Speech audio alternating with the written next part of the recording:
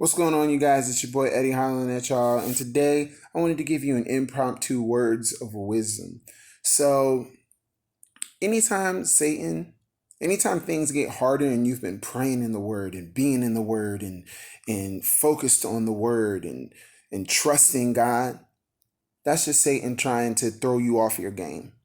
That's just Satan trying to stop you from doing the thing, stop you from trusting God, and stop you from doing what you've been doing, keeping your faith, keeping your faith, keeping your faith, keeping your faith.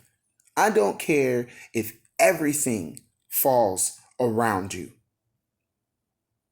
and you are just holding, and it looks like you're just holding on by a sliver. That word will be a plate that will hold you up. It will be your solid ground. It'll be your footing even when there is no ground underneath you. Don't believe me? Ask Peter. Peter stood on solid water, not ice, water. Because Jesus, he held on to Jesus. Your job is to hold on to God. Your job is to grab hold on to God and stay holding on to him. Because the only reason why Peter fell is because he took his eyes off of Jesus. So you stay holding on to the word. You stay confessing what God said about your situation. You stay holding on to it. Because Satan is a punk like that. He'll make you believe that, because God and Satan are in the believing business. Satan's trying to copy God.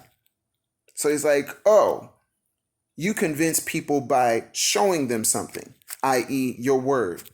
Okay, I'll show them something. And he'll make things look harder. He'll make things look worse. And in the natural, they may very well be worse. You may very well be broke. You may very well be thousands and thousands of dollars in debt. You may very well be on the verge of death. But if God told you, either through this Bible that I have on my lap, or if he told you in your heart, this is what I said. You are healed. You are more than a conqueror. You got money. I'm paraphrasing that last one. But I got you. I am your provider. I don't care what it looks like. I don't care what your financial advisor say. I don't care what your doctor said. I don't care what anybody said. What did he say? And you hold on to that. You hold on to that. You hold on to that. I don't care. I don't care. I don't care if they are at your doorstep about to take your stuff. You hold on to that. You hold on to that because it is a trick of the enemy to get you to let go of what God said. It is a trick of the enemy. So you come before God in boldness and you stay in his presence and you stay praying until you have that boldness in what he said. And don't you get out of it until you do. You get into prayer. Lord, I know what you said. Your word says this. You get into your word. I know what you said. Your word says this. I know what you said. Your word says this. I know what you said. Your word says this. And you keep telling him, you keep telling him, you keep telling him. You bring his word back to him and said, you said this. You said this, Lord. Not me. I wouldn't be coming to you unless you said this and you said this. So I'm trusting in you, Father, because you are faithful. Your word says you'll never leave me nor forsake me, Father. You said that you will perform your word. You said that it will not come back unto you void, but it will accomplish everything that you sent it to do. You said so. And you stoke your faith. You stoke your faith. You pull on your faith. You lean on your faith. You lean on God. You trust in God with everything you got.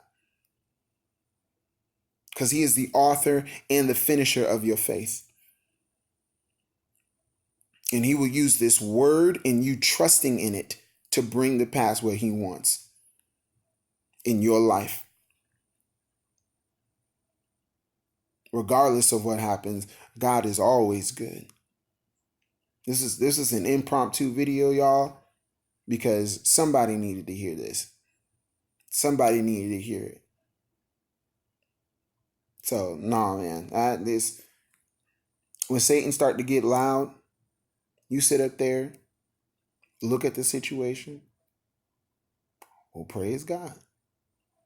With tears in your eyes, you walk away from the situation. You stand there and you bow before the throne. You come before the throne boldly. Not, oh, if God did. No, he already said that he'd do it.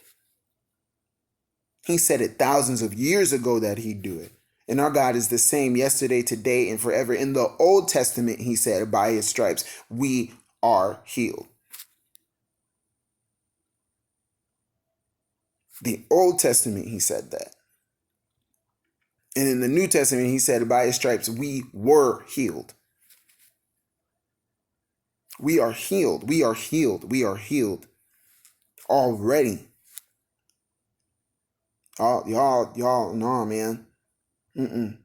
God's already taken care of us. We just trust in him and don't let go. That is the challenge in the midst of this. In the midst of dealing with situations, the challenge is not whether or not God will do it. The challenge is holding on to him and staying focused and locked in on him and his word in the midst of it. And when he gives you instructions to do, then you do.